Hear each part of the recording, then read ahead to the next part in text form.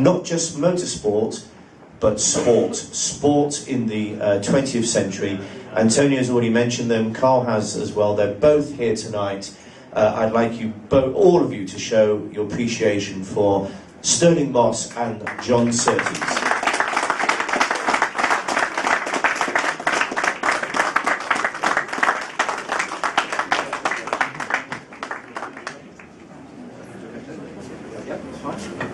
Can you get up?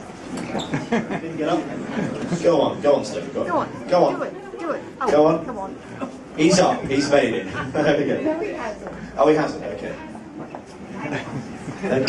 The last time I saw Stirling, Stirling was in bed, not because he was being lazy, far from it, because Stirling being Stirling, had yet another accident, and which of course he survived from.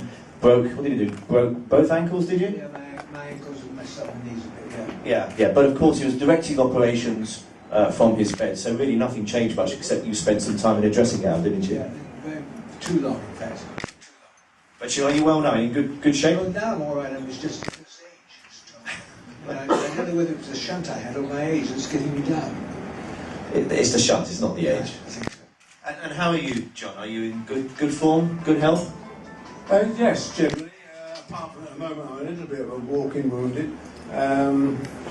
Back in time, 1965, I had a horrendous shunt in Canada when I lost a wheel on the Lola car I was driving, and that sort of created another story back at Ferrari, of course. I broke part of my spine and things, and I did the adventurous thing of bending down to open a filing cabinet about 4 days ago, and it went click, and I thought, that reminds me of 65. So, but I'm mending again. Excellent. Well, of course, we're here at the launch of the Ferrari Diamante Opus, and the name Ferrari, Stirling, to a man such as yourself, a man riddled with motorsport history, what does the name Ferrari mean? Well, when I first heard I was going to drive a Ferrari, I faced Martin and crossed myself. It means a lot. I mean, it really did. I must be honest, I went down there and really, he teed me off, Ferrari, really pissed me off. Because he invited me down there to drive this car. So, I do all this business, go with my father, we go down there to Bari, I think, he had to go to Bari. And found out that the Fiat garage, which is where Ferrari were, went along, saw the car, because I knew which car it was, because it was a new 4-cylinder. And I went in, got in the car, and the mechanic came up and said, "What are you doing?" I said, "Well, my name's Stirling Moss, and I'm driving this car." He said, "I'm sorry, you're not." I said, "What do you mean?" He said, "No, Taruf is driving it." Now, Taruf is a damn good driver, but I can tell you that I vowed there and then I would not drive for Ferrari. And in fact, I did drive a Ferrari 10 times. Or 12 times actually, and fantastic car, and but it wasn't for Ferrari, it was for the factory. But I did go down just after I had before I had my crash accident, went and saw Ferrari, and he was really very nice, and we kissed on his cheek and so on. He said, "Look, you tell me what car you want, a 246, 248, and so on, I'll build it for you." So I said, "I want one in Rob Walker Blue, and one in British Racing Partnership Blue," and he agreed and made them. And unfortunately, if I'd had it at Goodwood, I don't think I'd have had the trouble, because Lotuses weren't that strong. Ferrari really are. And so I had my big shunt that put me out of it. So I had to work for it at the age of 32, which gave us quite a shock. And when you know nothing about anything, there's only two things open to you. One is an estate agent, the other is an MP. So I had to go on the estate agent side. So it's a pretty bad start. None of this really to do with Ferrari. But I really, I've driven them enough to know fantastic cars they are. I must say that, absolutely tremendous. Well, Stirling won't mind me saying, because you're very proud almost of the fact that you are undoubtedly the best racing driver never to be world champion, but you're the people's champion, and you should have won it about 8 times. The man next to me not only won the world title on 2 wheels, and on motorbikes of course, but then went to Ferrari and became world Formula 1 champion as well. He remains the only man ever to win to be world champion on 2 and 4 wheels. And perhaps you, John, if you wouldn't mind, also talk about the name Ferrari, because whenever I speak to modern day motor racing drivers, it's rather like an English footballer. They'd like to play for Manchester United at some point in their careers. And am I right in saying, if you're a motor racing driver, at some point you want to drive for Ferrari? Well, of course, I think, you know, Stirling probably had doubts about going to Ferrari because they didn't pay that much. But because he was one of the first to get organised on getting actually paid. However, and I came across that when I first turned over, because I was racing for an Italian motorcycle company, and Augusta came along and said, you only race Envy Augusta. And he stopped me racing in private bikes on all the British circuits, because the Italian press had said, Surtees doesn't need an Envy to win. So I thought about it, and I said, right, there's nothing in the contract, I drive cars. So I drove cars in between racing in Grand Prix on bikes, and after I got a pole and a second place in the British Grand Prix, etc., and then Ferrari actually called me, asked me to go out to Maranello. I've only ever done 5 car races, or seen 5 car races in my life. So I went out to Maranello, and this was the end of 1960, and he said, you know, Motociclista. He loves motorcycles, partly because he was involved in motorcycles when he first started. And then he said, meet Mr. Keaty, the engineer, and the rest. And they lined up and said to me, all these drivers he got. And I thought, sorry, you know, you've got enough drivers already. Goodbye. And he said, we do not ask twice. He didn't say this. Dr. Godsey, who is his right-hand man, said it. We do not ask twice. So it so happened that I went away and they asked me to go again. But what's been happening tonight is what is a continuation of Ferrari. It's passion. This special passion which is there. And certainly, you know, I had ups and downs in my relationship with Ferrari. The politics were quite super stupid. We lost lots of races purely because of politics. And if Montezemolo has brought anything to Ferrari, what he brought was stability and the objective of just going out to win. Whereas with Enzo Ferrari, you were a puppet on a string, and he liked to play his games with you. But just the same, we mustn't forget that, you know, look at the name Ferrari. It's something which is so emotional. And even today, after all these years, part of me still rests back there in Maranello.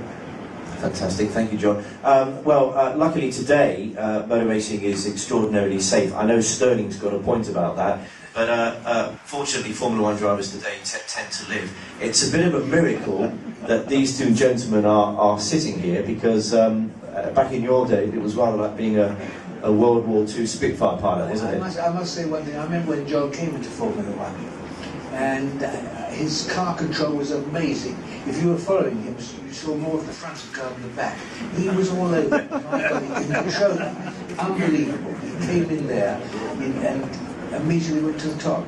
And it was quite staggering. And it made me realise that driving fast, whatever it is, one prefers cars, 2 wheels or whatever, but he has enormous talent. Have you never driven 2 wheels? I mean, you've driven everything. So. Well, at the moment I've got a nice 3-wheeler scooter because my wife won't let me run on 2. But I don't own a car, a road car. You have a 3-wheeler, is that what you're saying? Yeah, it's a 3-wheeler, 50cc, it's tuned up engine, and got the gearbox. Have you been done for speeding on your 3-wheeler? I can just about keep up with a cab. I think he had some of the fastest times, you know, around Piccadilly, etc. Do you think policemen still to this day say, who do you think you are? Stirling was? I heard so, and I hope it just means they're old, actually. But one thing I would like to ask you, in case you say that's the end of it, when will this be out of the paperback?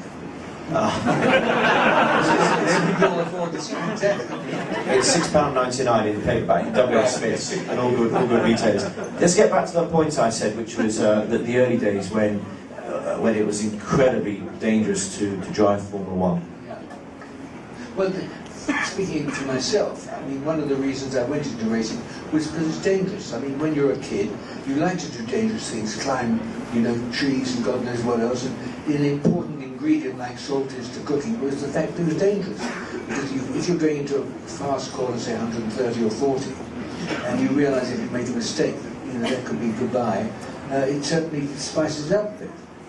And it's a sort of, you know, you always realise that the problem is there. I don't think everybody here may completely understand just how dangerous it was. I mean, John, you didn't have seatbelts for starters, did you? No, of course not. But and the other thing is, you've got to remember that we, you know, had entirely different circuits and things, but we were driving, you know, the cars which were of that time. And this, you know, we didn't have today's knowledge. We didn't have the safety cell like has been developed with all the money which has gone into Formula One and, of course, the space technology. But this is advanced, and we were there, and we weren't going out expecting to be killed or anything else like this. We were just going along, coming together and creating a relationship with a car or a motorcycle. And whether you're doing it in the TT or the Isle of Man or Spa, something, you were going along there, and I mean, if I was in the TT, there's places where you went along and you lifted your head up to Mr. Lamppost and things like this, and again at Spa and such like, you've got to watch that concrete bollard where you sort of put your wheel up on a sort of curb and such like. But we also had a period where people talked about the safety coming in, and there was a period where, you know, we had madness over guardrails.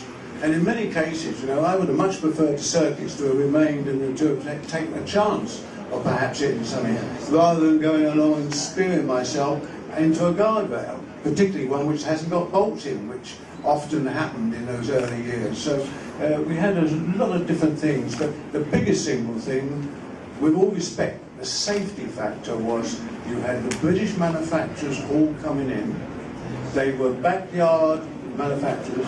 They had the advantage of a super engine, first of all, from Covington Climax, which, you know, frankly rivaled what was coming out of Italy.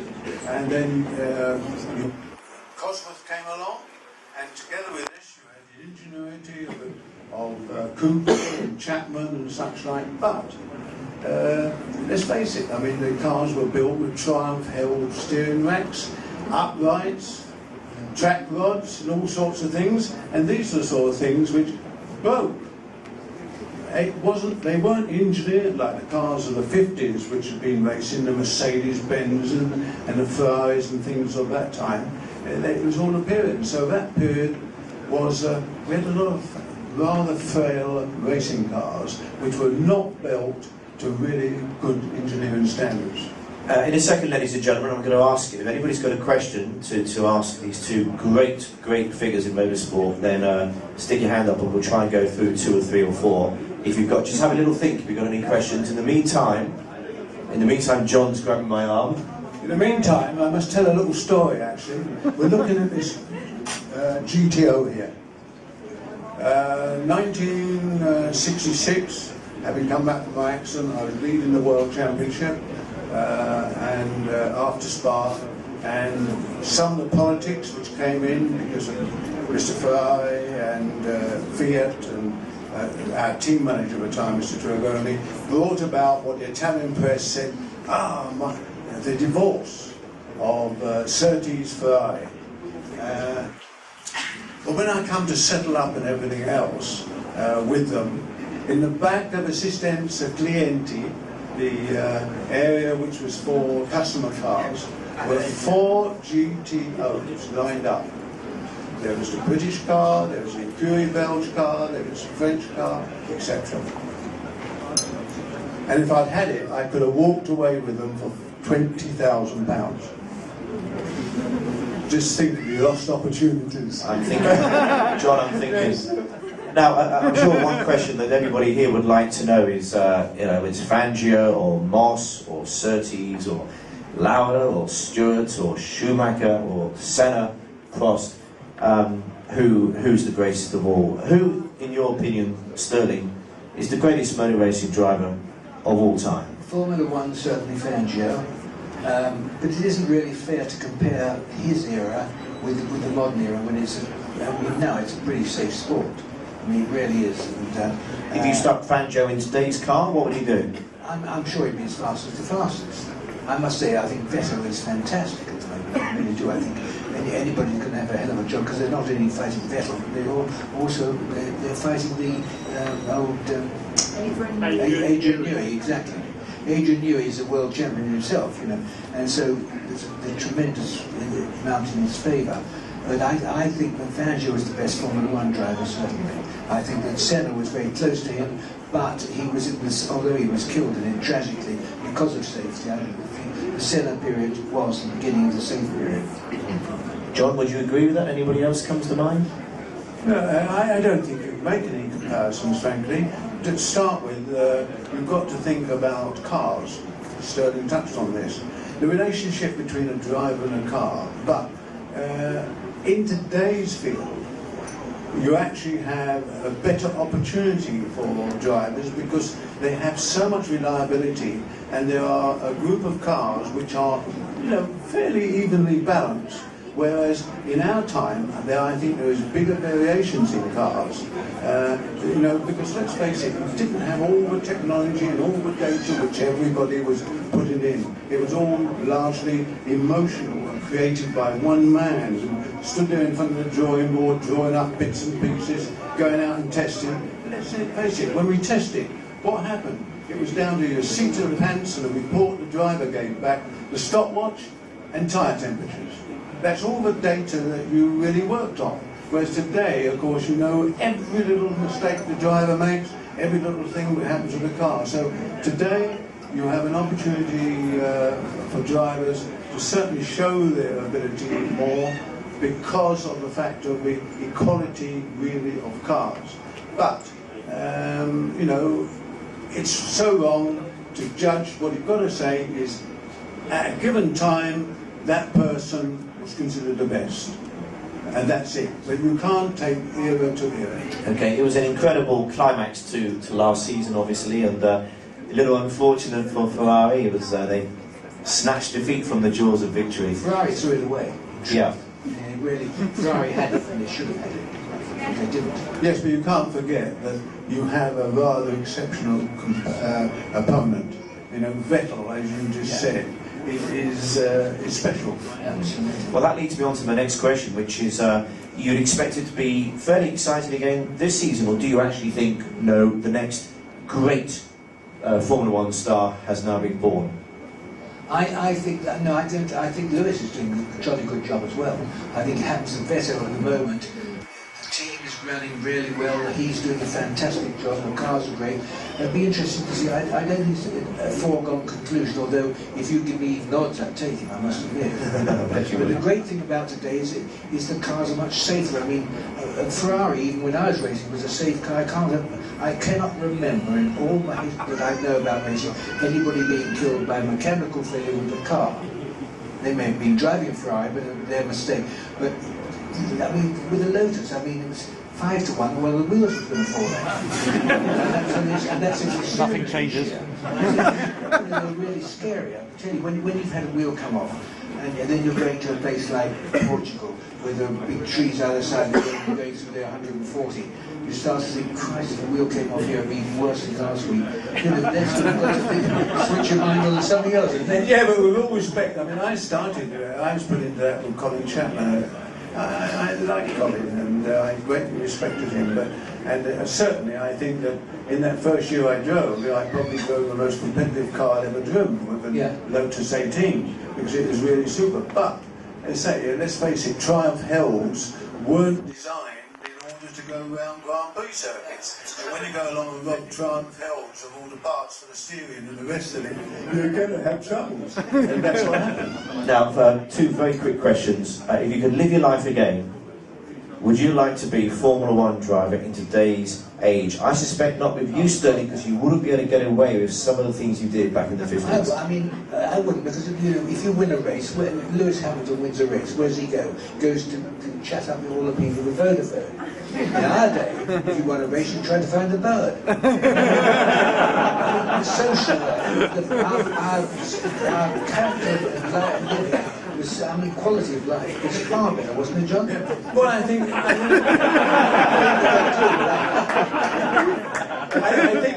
that one of the other things is that I would certainly miss those wonderful circuits as they were. Yeah. I know we said all were dangerous, but when you think of the old Spa and you think of the old Nürburgring, there was something very special about them. And when we get more sanitised, that is another thing. But it's you know, a case of somewhat different to you. If you could go along and switch off for years and go along and be able to come together and sit in one of these modern cars, it would be a wonderful experience, because let's face it, you haven't got any concerns at all related to safety. Yeah. And it's a question of you have so much support that when Vettel comes together and sits in that car, it's really a privilege, isn't it? It's a privilege which I would have liked to have shared. Yeah, I agree with what you're saying, but I certainly wouldn't change our era for now. I think you'd be all over the tabloid press, Stirling, if you were driving. Believe me. Anyway, we do have an opportunity here, which I strongly suggest you take, for anybody out there just to pop their hand up and ask two of the greatest names in motorsport. Any question within reason, any question you like. Are there any questions? Yes, the tall man with the glasses. I'd like to ask Stirling a question. I seem to remember some time ago reading about an exploit of yours in the 1950s at the Mille Miglia. Yeah. And I think Dennis Jenkinson was probably passengering with you. And I think it was one that was home straight, a long straight. There was some mad speed you averaged, and there was an aeroplane involved, I think. Yeah, well, is there a story there? But the aeroplanes then weren't very fast. Flat out 145. I mean, and obviously, no, an SLR I reckon would do. I don't know what it truly would do, because we weren't given a rev limit we could go over, because we had disengoming valve gear and you couldn't over rev.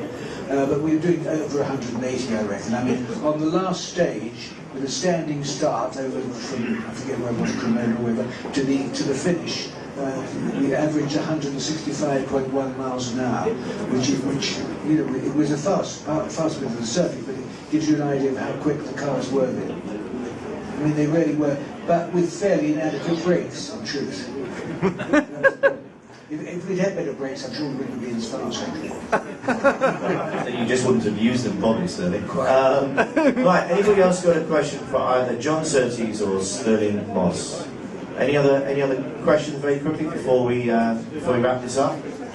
Okay, in which case, now we are going to do, don't go anywhere, gentlemen, because we are going to do the draw for the 4 prizes, which is a Polaroid of you, Stirling, a Polaroid of you, John, plus Fernando Alonso and Felipe Massa. And you don't mind? Polaroid? Yes, the thing behind you, the large Polaroid. It's not a small thing. It's one of the prizes of you, sir.